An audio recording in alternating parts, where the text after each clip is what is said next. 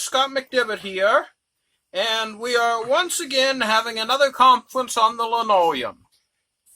Because, well, I was looking around, and so far, Shad did one discussion on the Instant Legolas with regards to fantasy, and that was like 6 months ago. And the discussion of the Instant Legolas and its design have really been refined since then. So I thought it would be worthwhile to go back and see what we could find with what we've found since then. So this is Fantasy Rearmed Instant Legolas Edition. Okay, my first thought is, seriously, airborne combat. Doesn't happen at all in medieval real life, but every fantasy. You have dragons, you have griffins, you have fairies sometimes with airborne combat. And in any sort of airborne combat, time on target is low.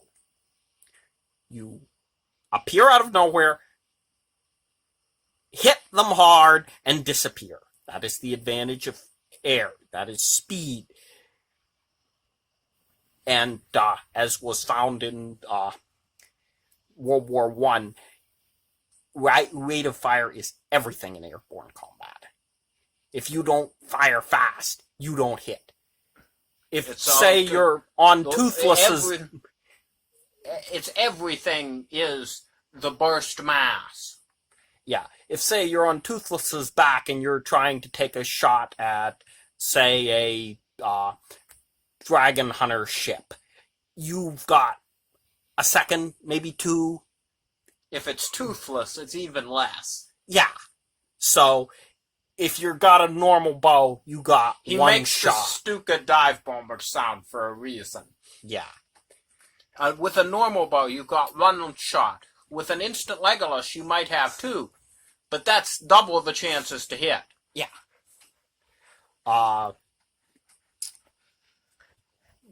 Narnia and the Griffins, well, they didn't really have riders. So does that count?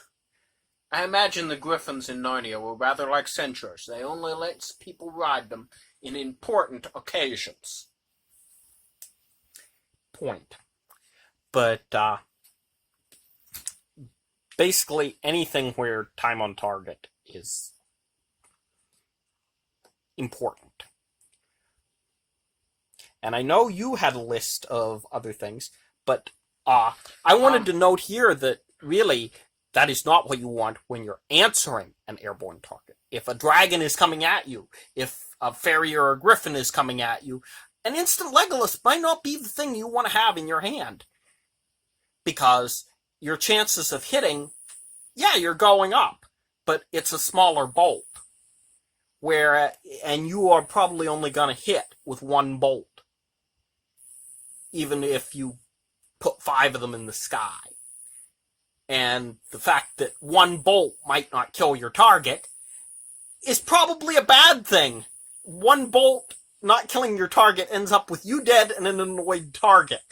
You'd rather have one arrow that actually hurt the thing? Yeah. Countering airborne combat in fantasy is more likely to involve large formations of archers. Or something like a Polybolus or a Choco Nu that throws a much bigger arrow. The one thing I thought was the Instant Legolas. It's right there in the name. Legolas, an elf of the woodland realm. The thing is, I don't think elves would be that likely to use an Instant Legolas. An Instant Legolas is all about using mechanical advantage to compensate for either human lack of ability or just lack of machine. I think the the elves would see it as a sort of an inelegant solution. Yeah, plus, if you live 1,000 years, you have time to practice getting that arrow in the bow really fast. And I think the elves would even, or if you're in fantasy with magic, elves would supplement their abilities with magic, which they're good at, rather than take a technological route. The other thing is, there's another race that's short, strong, and likes to do a technological solution. That being dwarves. Yes. In Narnia especially, you see dwarves and archery put together. But the Instant Legolas strikes me as a very dwarven solution. With the assist that Todd came up with, makes it even more dwarven. I mean, you've got a rotating spool on a torsion? Yeah, that's a dwarf solution. Yeah. Plus, if you're thinking about it, combat in tunnels. Dwarves are often seen underground, in tunnels, in mines. You've got time, once you take cover, to reload, but once you pop out, fast fire. That is a very...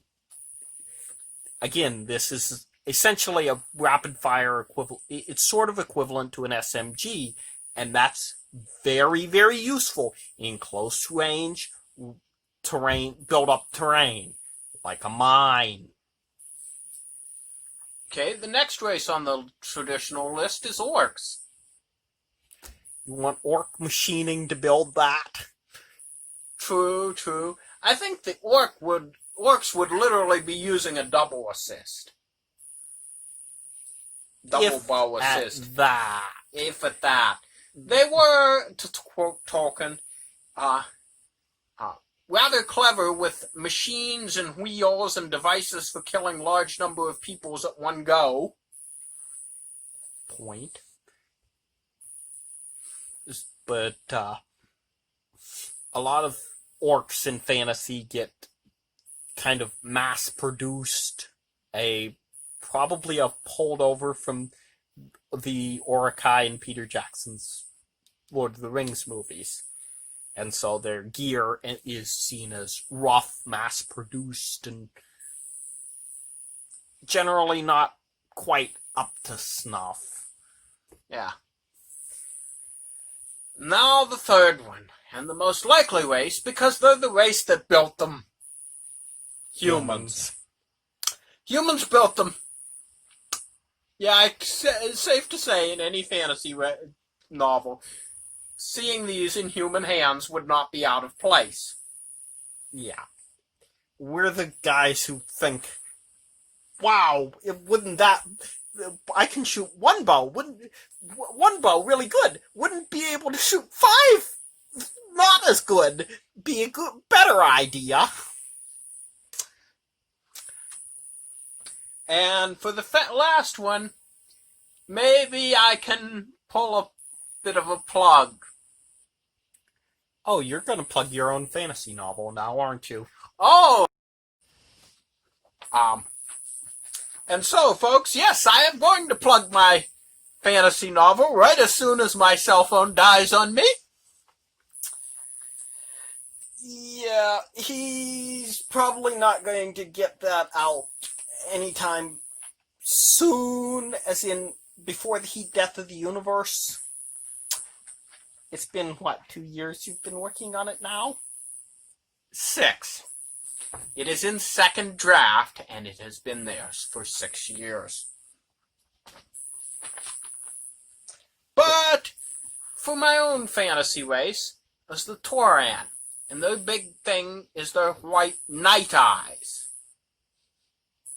They have Fresnel rather than true lenses in their eyes, which gives them a very large surface area, which works better at night but worse in the day. So they can see well at night, and this makes night ambushes quite a tactic. So basically, any race with good night vision that doesn't mind doesn't think it dishonorable to ambush somebody at night and then leg it.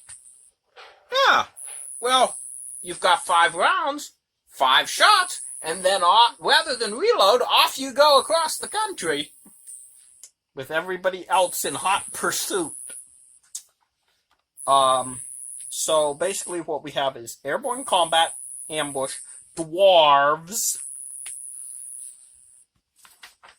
and humans, because we are human and like to do human things, like come up with the thing. I will add that